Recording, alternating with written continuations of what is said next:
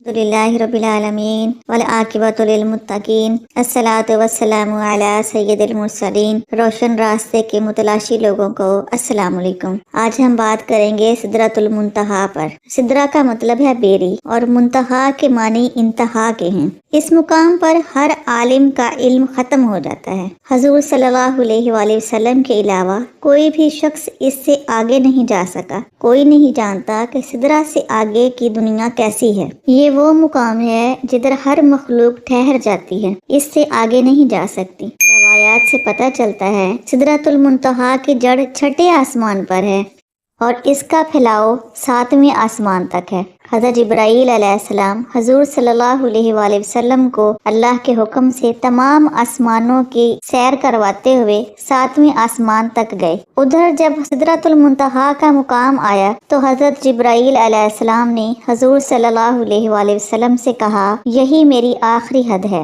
اس سے آگے میں نہیں جا سکتا۔ روایات سے پتہ چلتا ہے کہ اس کا پھل مقام ہجر کے مٹکوں جیسا تھا اور اس کے پتے ہاتھی کے کانوں جتنے تھے۔ مقام ہجر دراصل قوم عاد کا دارالحکومت تھا، جدھر کے مٹی اور پتھر کے برتن خاص کر مٹکے بڑے مشہور تھے۔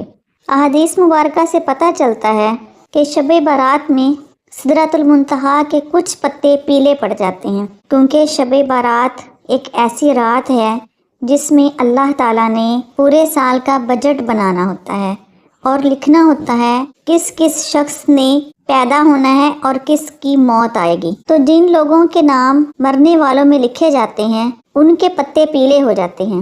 اور احادیث سے یہ بھی پتہ چلتا ہے سدرۃ المنتہا پر جو بیری کا درخت ہے اس کے پتوں کے اوپر پوری دنیا کے لوگوں کے نام لکھے ہوئے ہیں، اور جن کے پتے پیلے پڑ جاتے ہیں وہ وہی لوگ ہوتے ہیں جن کو ایک شب برات سے دوسری شب برات تک موت آنی ہوتی ہے۔ حضرت عبداللہ بن مسعود سے روایت ہے کہ سدرۃ المنتہا پر جو بیری کا درخت ہے وہ چھٹے آسمان پر ہے، ہر چیز ادھر آ کر رک جاتی ہے۔ سدرۃ المنتہا کے اوپر جو بھی مخلوق ہے اللہ تعالیٰ کی، جو نورانی فرشتے ہیں، وہ سدرہ سے نیچے نہیں آ سکتے، اور اس اینڈنگ پوائنٹ سے جو نیچے والی مخلوق ہے، چاہے کوئی انسان ہے یا نیچے رہنے والے فرشتے ہیں جیسے جبرائیل علیہ السلام اور باقی بڑے فرشتے، وہ اس سے اوپر نہیں جا سکتے۔ اور احادیث سے یہ بھی پتہ چلتا ہے کہ حضرت اسرائیل علیہ السلام سدرۃ المنتہا کے نیچے ہی بیٹھے ہوئے ہیں، وہیں پہ ان کو پیغام ملتا ہے کہ کس کس کی جان قبض کرنی ہے، اور وہ اس کی جان قبض کر لیتے ہیں۔ قرآن پاک میں اللہ تعالیٰ نے ارشاد فرمایا، اندہا جنت المأویٰ، کہ سدرۃ المنتہا کے پاس ہی جنت المأویٰ ہے۔ یہ جنت کا ایک مقام ہے، یعنی جنت کا نام ہے۔ اور روایات سے یہ بھی پتہ چلتا ہے کہ قیامت سے پہلے شہیدوں کی روحیں جنت المأویٰ میں رہتی ہیں۔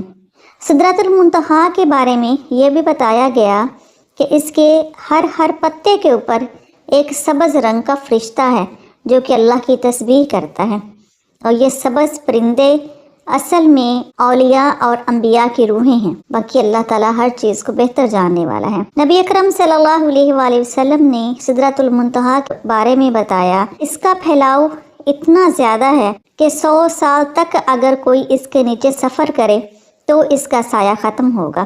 سدرۃ المنتہا کے بارے میں سورۃ النجم میں اللہ تعالیٰ نے جو ارشاد فرمایا، اللہ تعالیٰ فرماتے ہیں وَلَقَدْ رَآهُ نَزْلَةً أُخْرَى عِنْدَ سِدْرَةِ الْمُنتَهَى، اور بے شک اس نے اس کو دیکھا دوسری مرتبہ سدرۃ المنتہا کے پاس۔ اس میں جو دیکھنے کی بات ہو رہی ہے وہ یہ ہے کہ حضور صلی اللہ علیہ وآلہ وسلم نے سدرۃ المنتہا پر پہنچ کر حضرت جبرائیل علیہ السلام سے کہا، جبرائیل، میں آپ کو آپ کی اصل حالت میں دیکھنا چاہتا ہوں۔ تو حضرت جبرائیل علیہ السلام اپنی اصل نورانی حالت میں آپ کے سامنے آئے، جو فرشتے کی حالت اللہ تعالیٰ نے آپ کی بنائی ہوئی ہے۔ یہ دوسری بار دیکھا تھا۔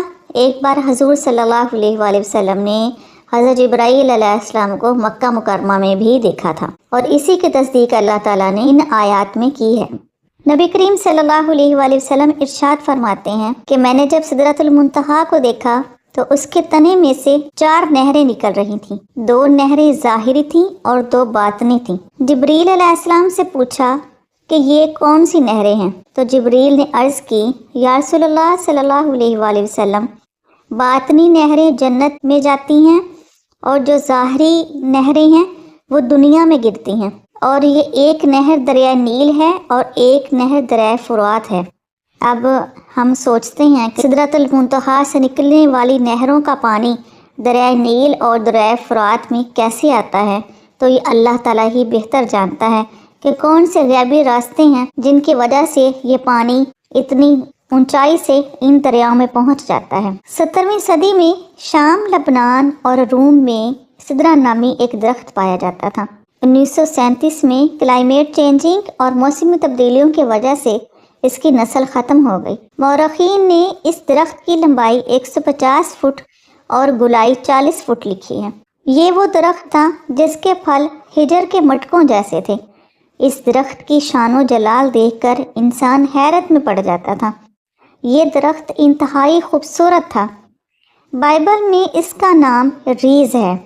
حضرت سلیمان علیہ السلام، حضرت موسیٰ علیہ السلام اور حضرت عیسیٰ علیہ السلام کے بیانات میں بھی اس درخت کا ذکر بڑے ادب سے کیا جاتا تھا۔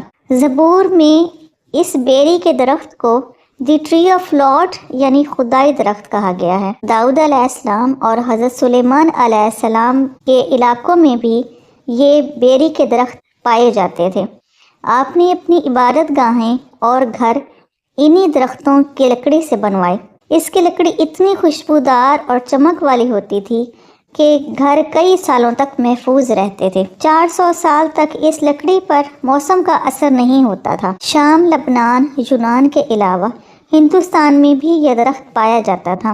ہندوستان میں لوگ اس کو دیوتا مانتے تھے، اسی وجہ سے اس کا نام دیودار رکھا گیا تھا۔ عرب میں بیری کو سدرہ کہا جاتا ہے، اور عرب میں بیری کو شجرۃ اللہ کے نام سے بھی یاد کیا جاتا ہے، اور پاکستان میں پائے جانے والی بیری بھی تقریباً اسی نسل کے ساتھ اس کا تعلق ہے، یعنی کہ قدیم دور کا یہ ایک اہم اور مقدس درخت تھا۔